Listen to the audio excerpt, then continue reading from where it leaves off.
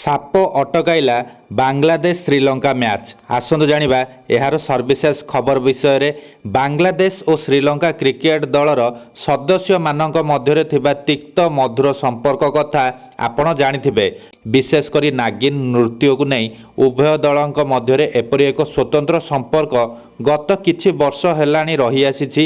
2018ରେ ନିଧାସ trophy ଅବସରରେ ଶ୍ରୀଲଙ୍କା ଖେଳାଳିଙ୍କୁ ଆକ୍ଷେପ କରି ବାଂଲାଦେଶ ଖେଳାଳିମାନେ ଯେଉଁ ନାଗିନ ନୃତ୍ୟ କରିଥିଲେ ତାହା ଏବେ ଶ୍ରୀଲଙ୍କା ଖେଳାଳିଙ୍କ ମନରୁ ଲିଭି ନାହିଁ। କିନ୍ତୁ ଏଥର ଉଭୟ ଦଳ ମଧ୍ୟରେ ଥିବା ଏହି ତିକ୍ତ ମଧୁର କ୍ରିକେଟ ସମ୍ପର୍କ ମଧ୍ୟରେ ସତସତିକା ନାଗର ପ୍ରବେଶ ଘଟିଛି।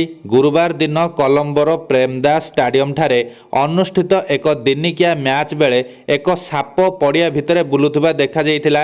ପୁଣି ସାପ ଏକ ଛୋଟ ସାପ ନଥିଲା, ବରଂ 7 ଫୁଟ ଲମ୍ବର ଏକ ସାପ ଥିଲା।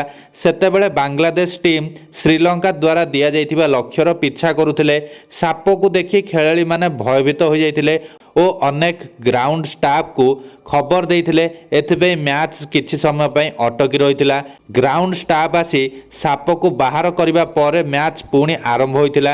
ଏହି ମ୍ୟାଚ୍ରେ ଶ୍ରୀଲଙ୍କା 77 ରନ୍ରେ ବିଜୟ ହୋଇଥିଲା।